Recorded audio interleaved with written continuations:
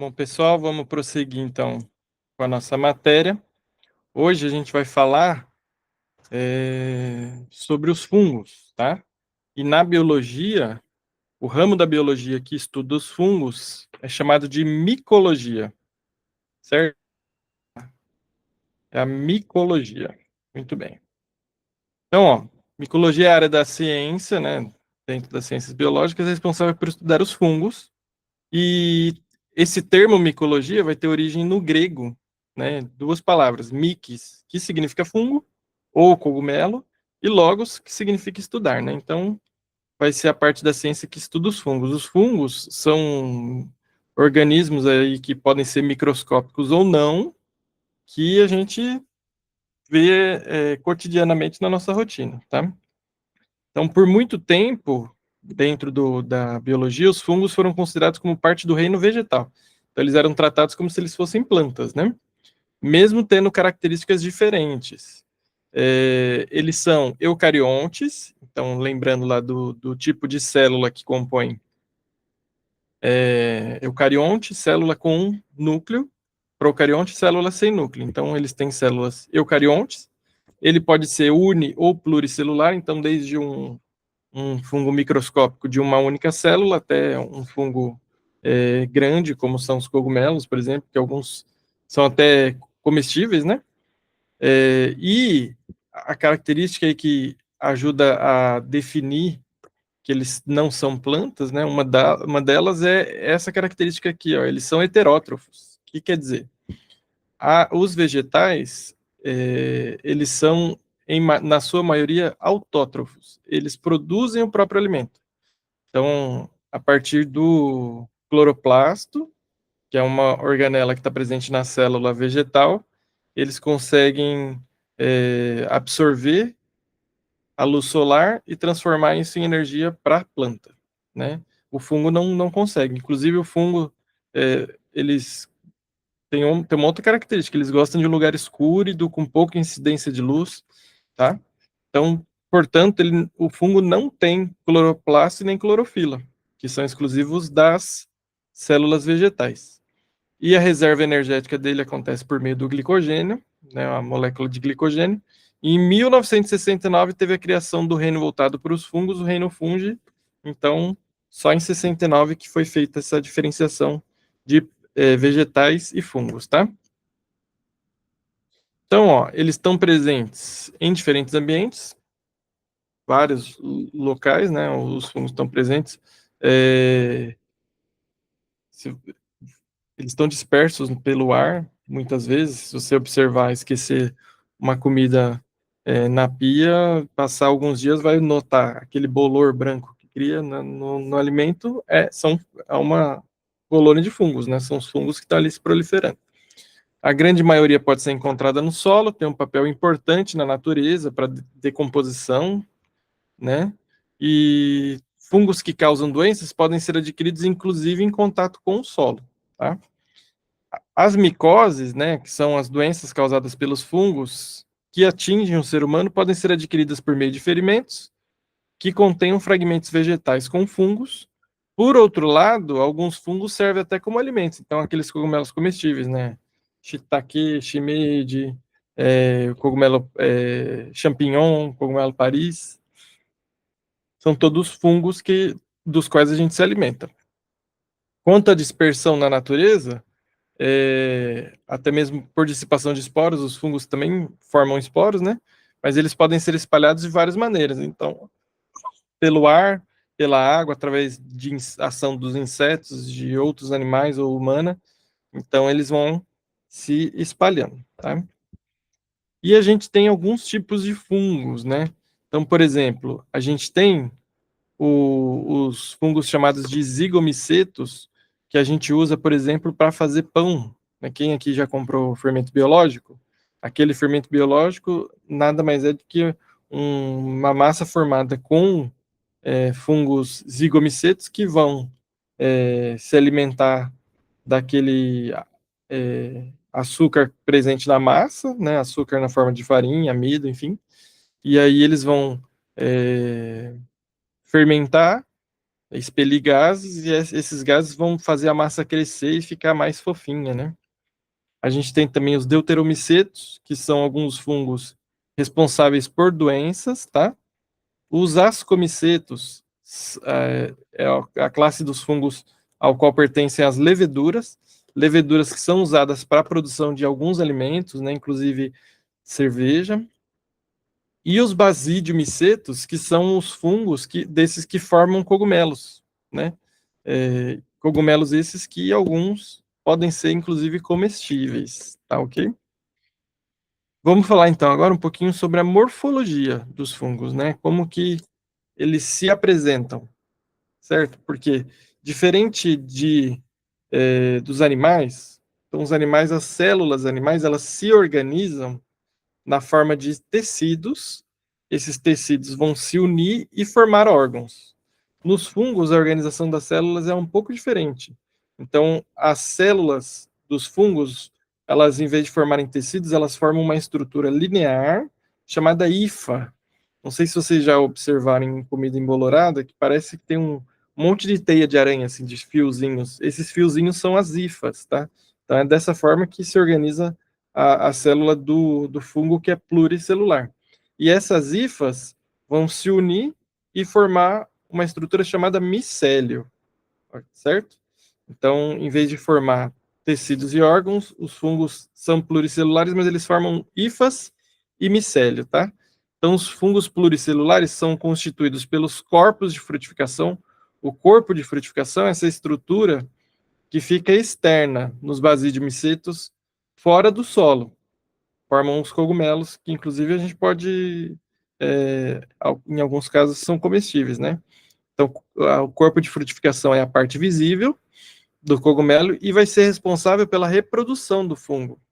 E o micélio, que é formado pelos filamentos, ele vai estar, na sua maior parte, dentro do solo, por debaixo do solo, tá?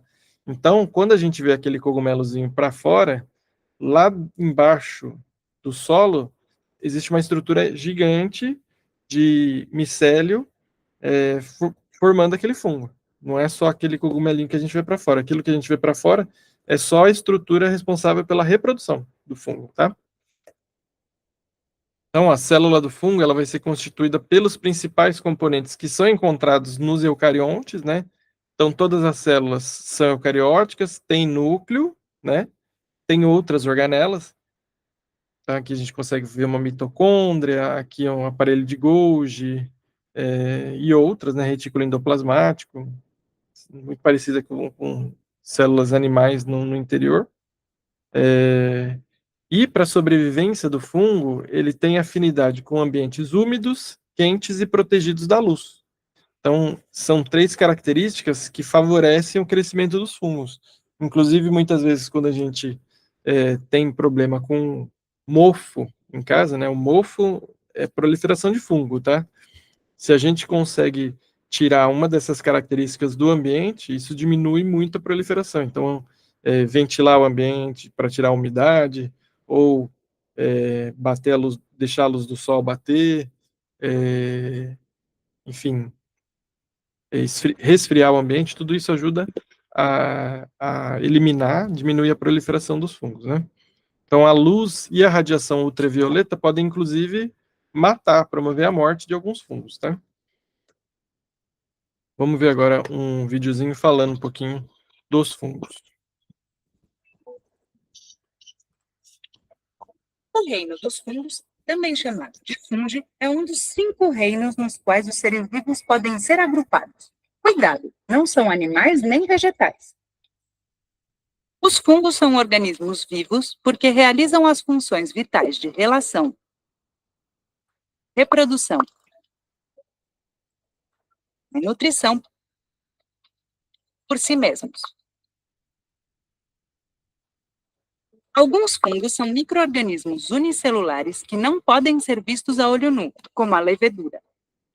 Para observá-los, precisamos usar o microscópio. Outros fungos são multicelulares. Eles são compostos de muitas células que são agrupadas formando fios longos e finos, chamados hifas. As hifas formam as estruturas reprodutivas.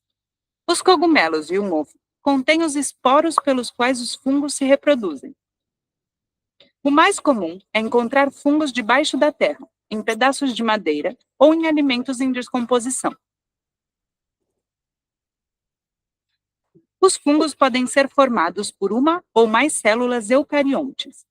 As células eucariontes dos fungos são circundadas por uma parede celular e não possuem clorofila. Lembre-se de que eles não são nem animais nem vegetais. O agrupamento de células dos fungos não forma tecidos como acontece nos animais, mas forma hifas. Alguns cogumelos dos fungos são comestíveis e muito saborosos, como os cogumelos de Paris e a trufa. Cuidado porque alguns podem ser tóxicos. Existem outros alimentos, como alguns queijos, que têm fungos, por exemplo, o queijo Roquefort. Alguns fungos são prejudiciais à saúde e podem causar doenças de pele e doenças nos pulmões. Alguns fungos produzem substâncias antibióticas que são usadas como remédio para combater infecções bacterianas. Um dos antibióticos mais conhecidos e usados é a penicilina. Este antibiótico foi descoberto por Alexander Fleming no século XX. Os fungos podem ser encontrados no ar, nas plantas e na água, e são transmitidos principalmente por contato. O contágio de fungos entre as pessoas pode ser devido à falta de higiene ou limpeza adequada. Na natureza, os cogumelos produzem esporos, que são transportados pelo ar para um local onde possam germinar.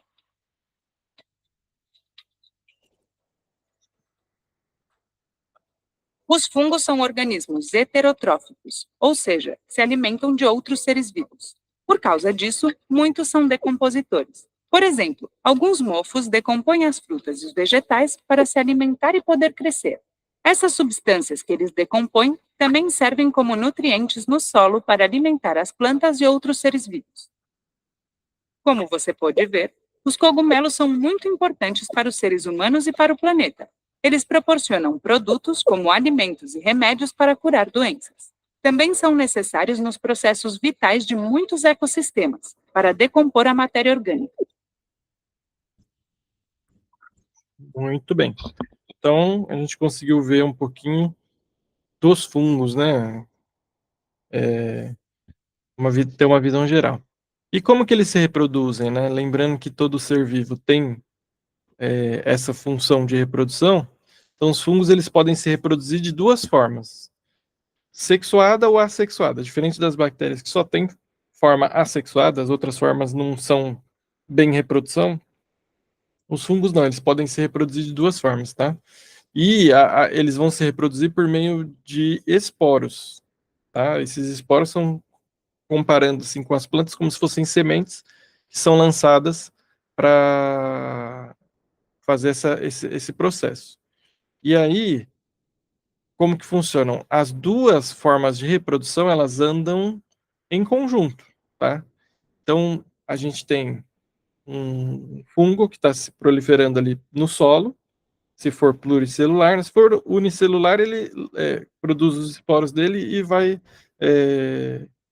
se reproduzindo. Mas um fungo pluricelular, então a gente tem aquele micélio embaixo do solo, quando ele forma um corpo de frutificação, ele vai lançar, vai fazer meiose, lembra da meiose? Vai fazer meiose, criar vários esporos, lançar esses esporos para proliferação. Quando esses esporos caírem no solo, eles vão começar a produzir uma nova hifa. Essa hifa é monocariótica, que a gente chama, ela tem um núcleo só. Se ela encontrar uma outra hifa de um outro fungo, que também tem um núcleo só, pode ocorrer um processo que é semelhante com a fecundação que acontece nos animais,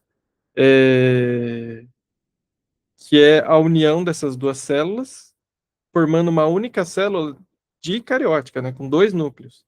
E aí essa única célula vai dar origem a uma nova hifa. Então, o processo de reprodução assexuada, eles têm um ciclo que ele se encontra quando encontra duas hifas monocarióticas, faz o processo sexuado e aí forma uma nova hifa, tá? E ela vai gerar um novo corpo de frutificação que vai ser lançado no solo novamente. É um pouquinho complicado, mas eu vou mostrar um vídeo aqui que ele explica passo a passo e com a imagem fica mais fácil de entender, tá? Vamos estudar, desta vez, a reprodução em um basídio miceto, o cogumelo, por exemplo, o champignon. Inicialmente, temos hifas monocarióticas, ou seja, hifas com um único núcleo. A fusão de duas hifas com um núcleo originará uma Eu vou aumentar um pouquinho o volume para vocês.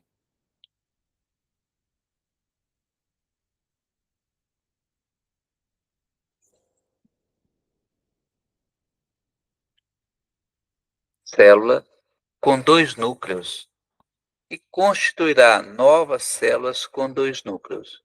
Teremos, então, a partir daqui, todas as células com dois núcleos, formada pela plasmogamia de hifas com um único núcleo. Essas hifas constituirão um micélio vegetativo, ou seja, que não tem função reprodutora. Sobre esse micélio vegetativo, cresce um micélio reprodutor, ou seja, hifas com função de reprodução. O cogumelo, também chamado de corpo de frutificação, é, na verdade, a parte reprodutora do cogumelo.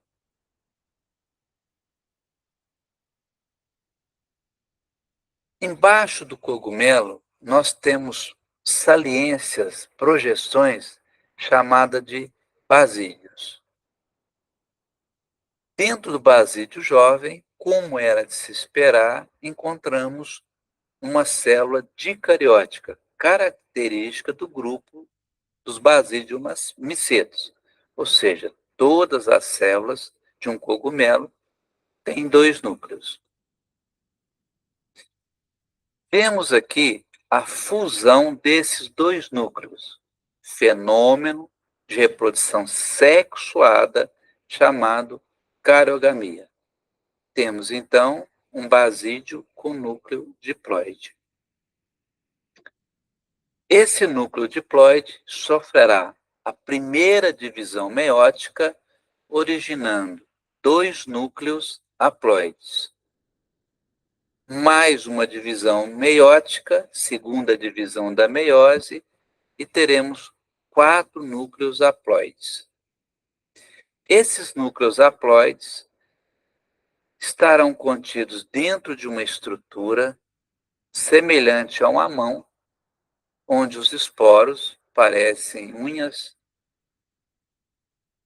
Esses esporos contidos no interior do basídio são os chamados basidiósporos. Basidiósporos, esporos do basídio. Esses esporos são eliminados pelo cogumelo, caindo no solo, em solo com material orgânico, constituirão hifas mononucleadas, como vimos anteriormente. Essas hifas com um único núcleo se funde, é a chamada plasmogamia, formando células dicarióticas, característica do grupo dos basídeos micetos, fechando o ciclo. É importante salientar que o cogumelo, o corpo de frutificação, é somente a parte reprodutora do fungo Basidium miceto.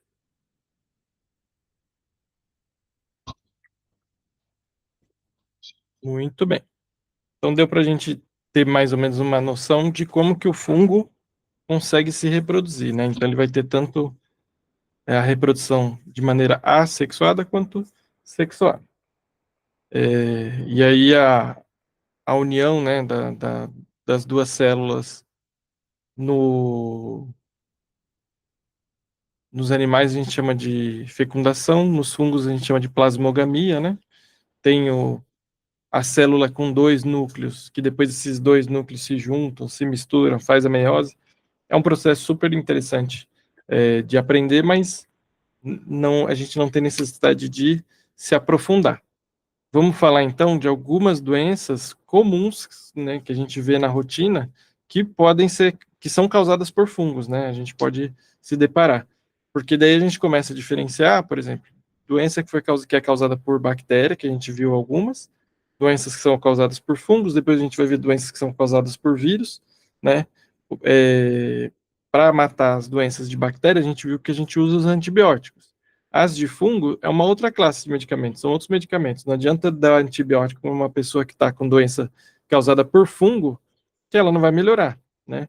Então, aí a gente vai precisar dos antimicóticos, né? São os remédios que combatem essas doenças causadas por fungos. Então, ó, a primeira é a micose de praia, é uma doença que provoca manchas arredondadas na pele, geralmente as manchas são de cor branca, porque o fungo ele impede a produção de melanina pelas células dos melanócitos, tá? E o tratamento costuma ser feito com cremes ou loções à base de antifúngicos. Então, conforme elimina aqueles fungos ali da região, o melanócito vai voltar a produzir melanina e vai desaparecer aquela mancha esbranquiçada, tá?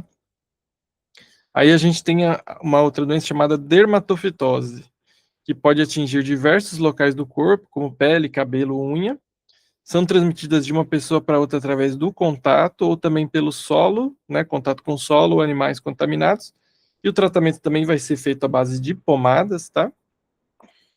A gente tem também as chamadas micoses de unha ou onicomicoses, né, que deixam a unha assim com esse aspecto todo quebradiço e amarelado. Uma micose assim, com tratamento bem demorado, porque tem que ir usando uma medicação tópica ou por via oral e aguardar a unha crescer para eliminar todo esse processo, né? Tem uma outra doença chamada aspergilose, que é um fungo que é encontrado em ambientes úmidos, como no canto da parede ou nos banheiros, que quando ele consegue atingir os pulmões, né, a via aérea baixa, o nome do fungo, que é Aspergillus fumigatus, provoca lesões chamadas de bolas fúngicas, que podem causar tosse, falta de ar, catarro com sangue, perda de peso e febre, que são sintomas muito parecidos com sintomas da tuberculose, né? Então, acaba sendo comum haver uma confusão aí, o diagnóstico de aspergilose com tuberculose. E aí o tratamento vai ser feito à base de antifúngicos, né? Ao contrário da tuberculose, que o tratamento é feito com base em antibióticos. A candidíase, que é uma doença causada por fungos muito comum, né? E aí, apesar de habitar naturalmente o nosso organismo, esse fungo chamado Candida albicans, que está principalmente na região da mucosa da boca e da região íntima, né, na parte da vagina, ele pode causar diversos tipos de infecção no organismo, sobretudo quando as defesas imunes estão prejudicadas. E aí o tratamento pode ser feito por pomadas ou comprimidos, e é sempre importante manter a higiene. Lembrando que, assim, a candidíase oral é muito mais comum em crianças que estão em idade de amamentar, né? Também conhecida como sapim. E na região íntima, ela está muito ligada com desequilíbrio de, do sistema imunológico da paciente, ou, quando não tem nada a ver com isso, desequilíbrio da flora, né? Porque existem ali bactérias e fungos e outros micro-organismos que disputam espaço. Então, se você cria uma condição que favorece um desses micro-organismos, ele pode acabar proliferando. Então, por exemplo, a cândida ela gosta de ambiente úmido, quente, sem ventilação, então dependendo do tipo de roupa e tal, mas não é indicado, por exemplo, fazer uma higienização na parte interna da vagina com duchas, né? mais interessante deixar o próprio organismo se equilibrar ali, usar o sabonete íntimo na parte da vulva, na parte externa, né? Aqui, ó, a gente consegue ver o canal da vagina com cândida, né, com a candidíase, que fica um corrimento esbranquiçado, e o normal, que fica sem o corrimento, só o muco mesmo, produzido pela mucosa, né? Lembrando que os homens também podem ter essa infecção causada por cândida, né, a candidíase, que ela acaba se proliferando na região da glande, tá? Principalmente quando o prepúcio cobre aqui a glande, próximo ali da coroa da glande, se ficar, não secar direito, né, ficar úmido principalmente, pode acabar tendo o ambiente favorável para a proliferação da candidíase, certo? E aí, só para a gente finalizar, eu vou mostrar um outro vídeo falando para vocês, super interessante, que é o seguinte. Eu falei na aula passada sobre a sepse, que é causada por bactérias na maioria das vezes, e no imaginário nosso da área da saúde, a gente sempre liga a sepse com uma infecção bacteriana. Mas, em alguns casos, ela pode ser causada também por infecção de fungo. E isso acaba passando batido e acaba que muitos pacientes não sobrevivem porque recebem o tratamento incorreto. Vamos assistir o videozinho. Eu fechei aqui. Deixa eu ver se está projetando para vocês. Certinho. Parou de projetar. Vou voltar a projetar para a gente ver o vídeo.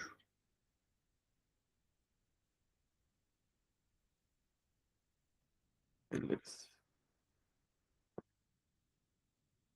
Só colocar lá que é o último slide aqui da aula. Então, eu cliquei para ir para frente, ele fechou.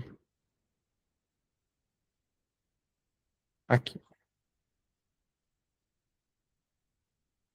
A cândida, ela é parte da microbiota normal. Ela mora no trato gastrointestinal, mas se por um acaso você desenvolver a insuficiência de um órgão, você pode ter fator de risco para que a cândida saia do intestino e vá parar na corrente circulatória.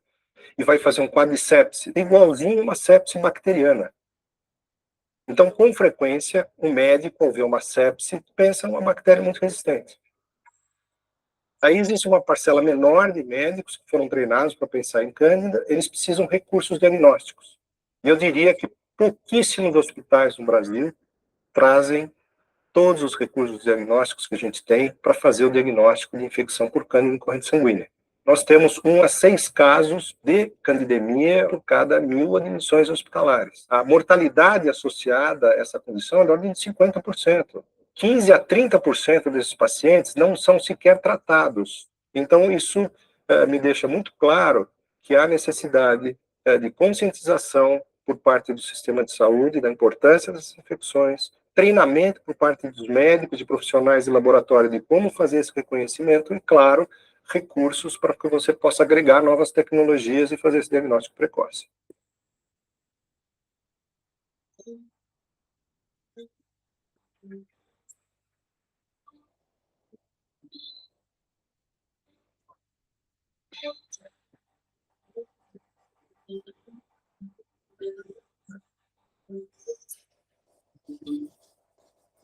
Aqui no nosso laboratório, a gente faz a identificação fenotípica e genotípica de fungos filamentosos. Com micro e macromorfologia, a gente consegue chegar a uma identificação de gênero e seção, que é um conjunto de espécies bastante próximas. Essa identificação é muito importante porque essa variação tanto de gênero quanto de espécie pode levar a gente a um tratamento melhor para o paciente, uma vez que esses fungos, eles divergem quanto à suscetibilidade aos antifúngicos que a gente tem. Os fungos têm um material genético riquíssimo. Ele tem uma estrutura celular muito complexa e ele tem capacidade de se adaptar a agressões. Então, hoje, houve um incremento nas taxas de infecção por fungos resistentes a 1 ou 2 fármacos no nosso meio. O uso abusivo de antifúngico, por dificuldade diagnóstica, pode levar à adaptação do fungo aos fármacos e desenvolvimento de resistência. Aqui é uma placa de teste de suscetibilidade in vitro aos antifúngicos. É um teste relativamente barato e rápido. Em 24 horas a gente já consegue soltar para o clínico o perfil de suscetibilidade do micro-organismo que está sendo analisado, ou seja, se ele é sensível ou resistente ao fármaco, e isso é extremamente importante para o clínico poder guiar o tratamento, né? Então, se o isolado ele é sensível àquela droga antifúngica, ela pode ser utilizada para o tratamento daquela infecção. Em cada coluna, nós vamos ter uma concentração do fármaco, e aí o que a gente analisa, basicamente, é em qual ponto é que houve inibição do crescimento fúngico. São pouquíssimos os recursos disponíveis para investigação específica de infecções fúngicas. Você poderia fazer editais específicos para o desenvolvimento de novas tecnologias estratégias para o controle e tratamento dessas infecções. Então, não tenho dúvida que a primeira etapa é o governo, os atores responsáveis pelo financiamento e prestação de serviço a reconhecer o problema. O segundo é, efetivamente, uma vez reconhecido, você fazer um programa de acesso a novas tecnologias minimamente para hospitais referência. A esse respeito, nós criamos, junto com pesquisadores de diversos continentes, uma associação não governamental, chama-se GAF. Então, nós trabalhamos com a captação de recursos para melhorar resultado de tratamento de infecção fúngica em países em desenvolvimento. Então, eu acho que a organização da sociedade civil para pressionar por mais recursos para essa área é uma estratégia muito importante para que a gente possa ter um futuro melhor para esses pacientes.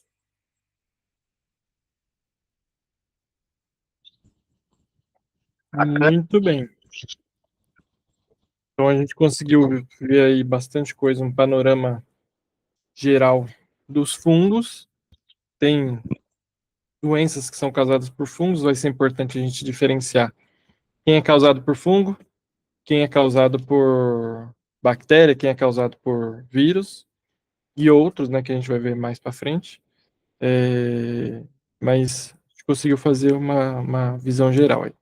Beleza? Então, essa aula a gente vai encerrando por aqui e aí depois a gente continua com os próximos temas.